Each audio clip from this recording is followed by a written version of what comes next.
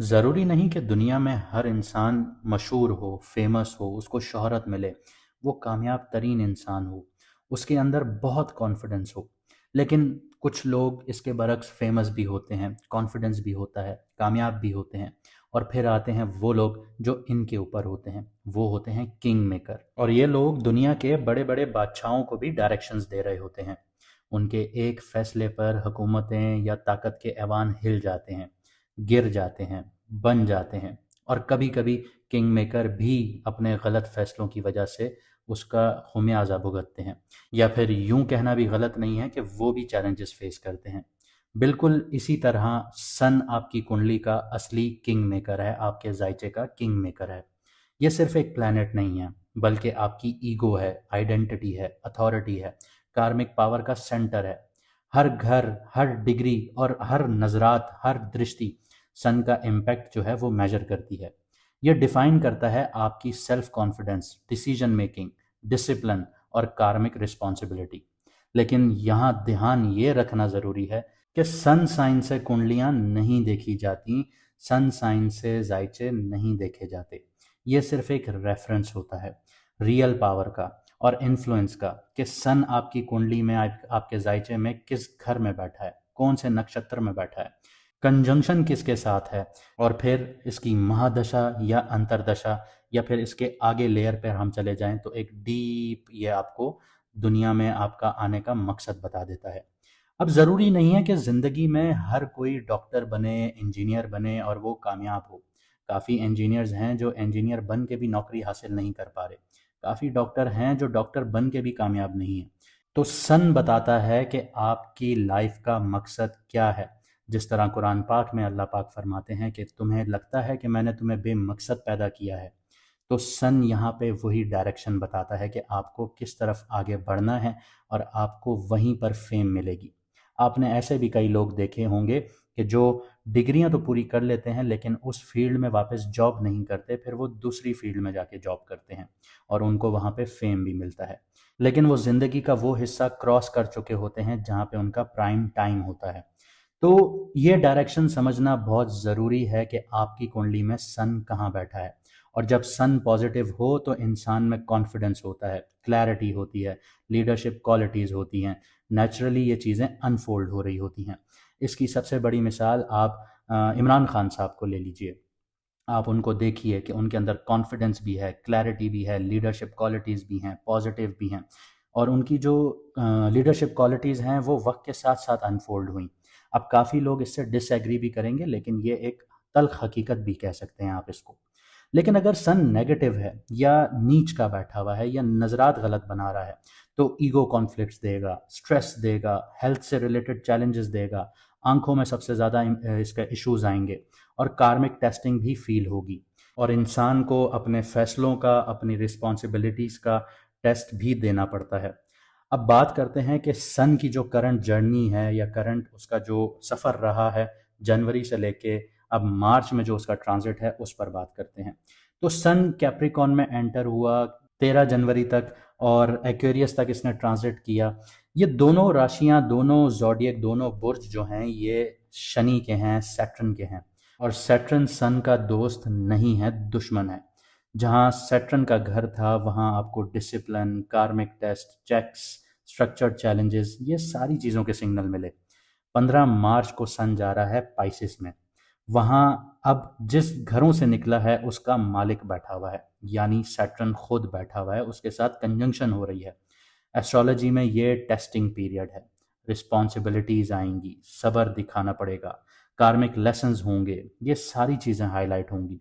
इस कंजंक्शन का जो इफेक्ट है ये हर इंसान की दशा और अंतरदशा के कॉन्टेक्स्ट में और भी सिग्निफिकेंट हो जाएगा। यानी आसान लफ्ज़ों में कि अगर आपको महादशा या अंतरदशा सन की चल रही है तो यहाँ पे अब बहुत इम्पॉर्टेंट रोल सन का आपकी ज़िंदगी पर हो जाएगा। और जिन लोगों की दशा या अंतरदशा सन की नहीं चल रही उनके ऊपर भी इम्पैक्ट आएगा, लेकिन माइल्ड आएगा, लेकिन आएगा ज़रूर। तो career, relationship, health, decision making ये डायरेक्टली इफेक्ट होंगी। ये टाइमिंग सिर्फ एक एस्ट्रोनॉमिकल फिनोमिना नहीं है, ये आपके पर्सनल कार्मिक रोड मैप का एक चेक पॉइंट है जहाँ पे रुक कर आपने समझना है। अगर आप चाहते हैं कि सन का एग्जैक्ट इम्पैक्ट आपके चार्ट में डिकोड हो, उसको देखा जाए, उसको समझा जाए कि आपने करियर के फैसले कैसे लेने हैं, आप किस फील्ड में आउटशाइन कर सकते हैं दूसरों को, आपके लिए ज़िंदगी में कौन से रास्ते हमवार हो सकते हैं, कहाँ पे कब कौन से फैसले लेने हैं, तो व्हाट्सएप का नंबर आपकी स्क्रीन पर आ रहा होगा। अपना अपॉइंटमेंट मैसेज करके बुक करवा सकते हैं। लिमिटेड स्टॉक होते हैं, ताकि आपकी कुंडली में पता चले कि किंग मेकर का रोल कहाँ पर प्ले हो रहा है और आप कहाँ पर किंग बन सकते हैं। अब सन जो है वो स्पॉटलाइट में है, और अब आपके डिसीजंस और एक्शंस भी स्पॉटलाइट में रिफ्लेक्ट होंगे। तो अब या तो सन का ट्रांजिट आपको बना देगा या आपको बिखेर देगा। इसके अलावा अगर आप लोग अपना मून साइन नहीं जानते, कि आपको पता चले कि आपने वीडियोस किस ज़ोडिएक से देखनी है, किस बुर्ज से देखनी है, किस राशि से देखनी है, तो आप कमेंट सेक्शन में अपनी ओरिजिनल डेट ऑफ बर्थ लिखें। हमारी टीम आपको आपका मून साइन बता देगी। और अगर आप लोगों ने अभी तक चैनल सब्सक्राइब नहीं किया तो कर लीजिए, क्योंकि बहुत जल्द हम लाइव आएंगे और आप लोग फिर हमसे बात नहीं कर पाएंगे जो लोग सब्सक्राइब नहीं कर रहे, क्योंकि सब्सक्राइब करने के बाद ही आपके पास ऑप्शन खुलेगा कमेंट करने का। तो अब समझते हैं कि आपकी कुंडली का जो ट्रांजिट है, सन जो कर रहा है पाइसिस में, वो आपके ऊपर क्या इम्पैक्ट डाल रहा है। तो अगर आपका लग्न या चंद्र राशि या मून साइन एरीज है, मेष है या बुर्ज हमल है, तो सन आपकी कुंडली के 5वें घर का मालिक है। 5वें घर का मालिक जो रिप्रेजेंट करता है वो आपके रोमांस को रिप्रेजेंट करता है, आपके लव अफेयर्स को रिप्रेजेंट करता है, बच्चों को रिप्रेजेंट करता है, आपकी स्पेकुलेटिव इन्वेस्टमेंट्स को रिप्रेजेंट करता है, क्रिएटिविटी को रिप्रेजेंट करता है, इंटेलिजेंस को रिप्रेजेंट करता है। अब यहाँ पे सीन ये है कि जो सन है वो पाइसेस में ट्रांजिट कर चुका है। पाइसेस आपके लिए 12th हाउस है। मतलब अब ये क्या होगा कि जो आपका 5th हाउस है वो 12th हाउस की चीज़ों के साथ कोरिलेट करेगा, यानी एक्सपेंसेस, लॉसेस, हॉस्पिटल के विजिट्स, फॉरेन लैंड से रिलेटेड अपॉर्चुनिटीज़, हिडन एक्टिविटीज़ आपकी आपकी बेडरूम लाइफ और आइसोलेशंस। मतलब अब बच्चे, रोमांस और स्पेकुलेटिव मैटर्स जो हैं वो 12th हाउस के इन्वायरमेंट में एक्टिवेट हो जाएंगे। अब यहाँ पे एक और चीज़ है कि सन जहाँ ट्रांजिट हुआ है 12th हाउस में, वहाँ पे सैटर्न भी बैठा है, और सैटर्न आपकी कुंडली के आपके जायचे के 10th और 11th हाउस को देखता है, उनका लॉर्ड है, यानी आपका करियर और आपकी इनकम, आपके नेटवर्क्स।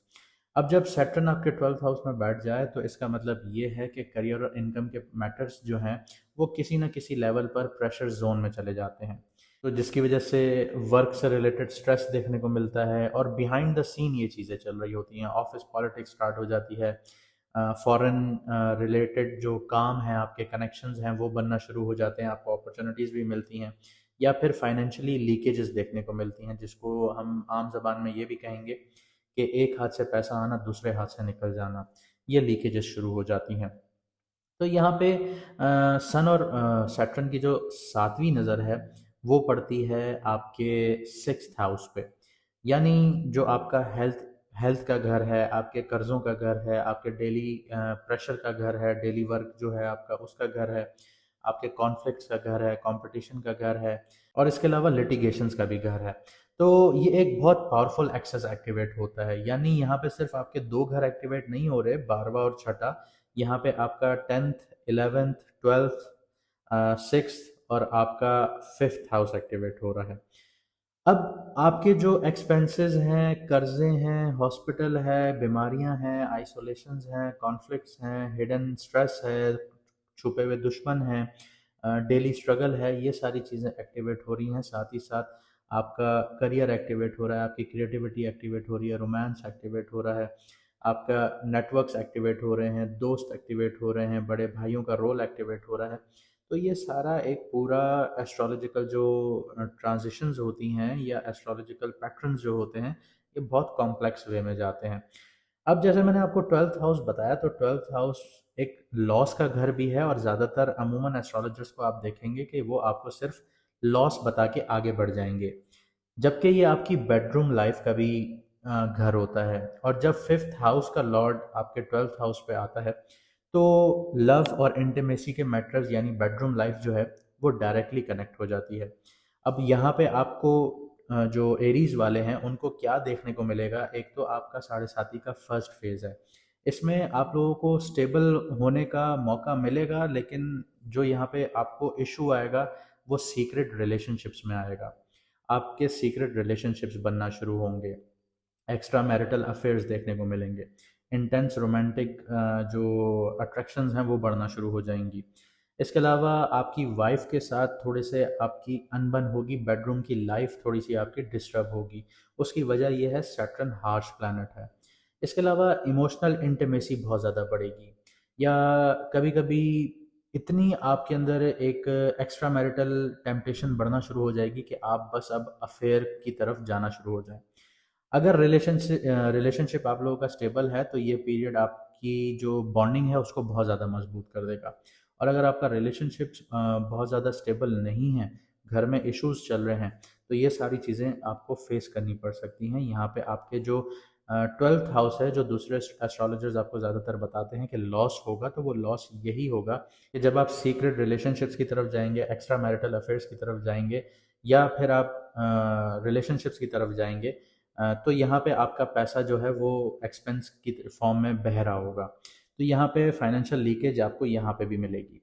इसके अलावा अगर आपका रिलेशनशिप ऑलरेडी फर्जाइल है, तो अब जितने भी इश्यूज हैं वो भी अब आपके सामने आना शुरू हो जाएंगे। इसके अलावा 5th हाउस जो है वो स्पेकुलेटिव इन्वेस्टमेंट्स का है, जिसका लॉर्ड आपके 12th हाउस में बैठा है। तो इस टाइम पीरियड में आप लोग ट्रेडिंग, क्रिप्टो, स्टॉक मार्केट, या फिर ऐसी डील्स ढूंढेंगे, और ऐसी डील्स आपको मिलेंगी भी कि कोई बहुत मजबूरी के तहत अपनी चीज़ बेच रहा है जिसमें आपको फ़ायदा हो रहा है। ये चीज़ें भी देखने को मिलेंगी। लेकिन जहाँ पे आप इम्पल्सिव डिसीजंस लेंगे, वहाँ पे आपके जो लॉसेस हैं वो क्रिएट होना शुरू हो जाएंगे। इसके अलावा प्रॉफिट से ज़्यादा एक्सपेंसेस होना शुरू होंगे, लीकेजेस होना शुरू होंगी, क्योंकि यहाँ पे आपको बहुत रिसर्च के साथ अपनी ग्राउंड जो है उसको प्रॉपर बनाना होता है। और उन लोगों पे बहुत ज़्यादा इम्पैक्ट होगा जिनकी महादशा चल रही है, जैसे मैंने शुरू में बताया अंतरदशा चल रही है, तो उन लोगों पे ये इम्पैक्ट और ज़्यादा क्रिटिकल होगा। अब यहाँ पे जो 5th हाउस है वो बच्चों का घर भी है, तो बच्चों की एजुकेशन पर भी एक्सपेंस होना शुरू होगा, हेल्थ इश्यूज से रिलेटेड भी एक्सपेंस होना शुरू होगा बच्चों के लिए। इमोशनल आप बहुत ज़्यादा टेंशन्स में आना शुरू हो जाएंगे बच्चों को लेके। ये परमानेंट प्रॉब्लम नहीं होगी ये, लेकिन एक थोड़ा सा टेम्प्रेरी फेज होगा जो स्ट्रेस क्रिएट करेगा आपके लिए। यहाँ पे ये चीज़ भी बोलना गलत नहीं है कि आपके लिए एक हेल्थ की वार्निंग भी है, यानी आपकी सेहत से रिलेटेड, क्योंकि 12th और 6th हाउस का एक्सेस जो है वो एक्टिवेटेड है। तो यहाँ पे आपको अब बहुत ज़्यादा ध्यान देना होगा। अगर आपने अपनी लाइफस्टाइल पर ध्यान नहीं दिया, आपका स्लीप साइकिल डिस्टर्ब होगा, स्ट्रेस लेवल बढ़ेगा, सबकॉन्शियस माइंड बहुत एक्टिव हो जाएगा, आंखों से रिलेटेड इश्यूज आ सकते हैं, दांतों से रिलेटेड इश्यूज आ सकते हैं, आपको मैदे से रिलेटेड इश्यूज आ सकते हैं, डाइजेशन इश्यूज आ सकते हैं, और अगर आपने इनको ट्रीट नहीं करवाया तो ये क्रॉनिक डिजीजेज में बढ़ सकती हैं। इसके अलावा हिडन इन्फेक्शंस भी आ सकते हैं। हॉस्पिटल विजिट्स का मतलब हमेशा ये नहीं होता कि आप लोग सर्जरीज के लिए जाएंगे, लेकिन हॉस्पिटल विजिट्स का मतलब ये होता है कि छोटी मोटी बीमारियां जो हैं वो आपको हॉस्पिटल्स की तरफ ज़रूर लेके जाएंगी, दवाइयों की फॉर्म में आपका यहाँ पे एक्सपेंस देखने को मिलेगा। तो हमेशा इस चीज़ को नेगेटिव वे में नहीं लिया कीजिए कि आपको सर्जरीज का सामना रहेगा, नहीं, माइनर ट्रीटमेंट्स की वजह से हॉस्पिटल आना जाना रहेगा, यानी खर्चा होगा। इसके अलावा 12th हाउस इससे ज़्यादा लीथल भी होता है। अब यहाँ पे कुछ स्ट्रैटेजीज बता देता हूँ कि इम्पल्सिव इन्वेस्टमेंट्स जितनी भी हैं वो आप लोगों ने अवॉइड करनी है फ़िलहाल। एक महीना रुक जाइए, रिलेशनशिप में ट्रांसपेरेंसी रखिएगा, वरना यहाँ पे आप लोग एक्स्ट्रा मैरिटल अफेयर्स की तरफ भी जा सकते हैं, या अगर आपका पार्टनर एरीज है, मून साइंस है, तो वो भी यहाँ पे ये चीज़ कर सकता है। स्लीप और मेंटल रेस्ट जो है उसको प्रायोरिटी दीजिए, फाइनेंशियल डिसिप्लिन मेंटेन कीजिए अपनी लाइफ में, और जो खुफिया दुश्मन है, ऑफिस पॉलिटिक्स है, उसमें थोड़ा सा एहतियात रखिए, हर किसी पे फ़ौरन आंखें बंद करके ट्रस्ट ना कीजिए। आप लोग दिल के बहुत साफ़ होते हैं, मुंह पर बोल देते हैं, लेकिन ये इस चीज़ को आपने थोड़ा सा एहतियात रखना है कि हर किसी को मुंह पे बोलेंगे तो वो ऑब्वियसली सी बात है दिल में ग्रजेस रखना शुरू करेगा, तो आपके खिलाफ काम करना शुरू करेगा। ये वो टाइम है जहाँ पे रिएक्शन से ज़्यादा ऑब्जर्वेशन आपके लिए काम आएगी। और एक इम्पॉर्टेंट बात ये बता दूं, जैसे मैंने आपको पहले भी बताया है, दोबारा रिमाइंड करा रहा हूँ कि जिन लोगों की महादशा चल रही है सन की, महादशा चल रही है सैटर्न की, या सन और सैटर्न की अंतरदशा चल रही है, उनका उनके ऊपर इम्पैक्ट जो होगा वो बहुत ज़्यादा इंटेंस होगा। और जिनके जिनकी ये दशाएं नहीं चल रही, उन पे सिचुएशनल चेंजेस आएंगे, इमोशनल लेसन्स देखने को मिलेंगे। तो उम्मीद करता हूँ आपको ये कॉम्प्लेक्स सिस्टम समझ में आया होगा और आप अपनी ज़िंदगी के फैसले सोच समझ कर लेंगे और समझेंगे चीज़ों को। और अगर आपको हमारी मेहनत पसंद आई तो वीडियो को लाइक शेयर ज़रूर कीजिएगा, कमेंट सेक्शन में अपनी राय ज़रूर दीजिएगा, और चैनल को सब्सक्राइब करना मत भूलिएगा अगर आप हमारी लाइव ज्वाइन करना चाहते हैं। मुझे दीजिए यहाँ से इजाज़त, मिलते हैं अगली वीडियो में सितारों के सफ़र पर।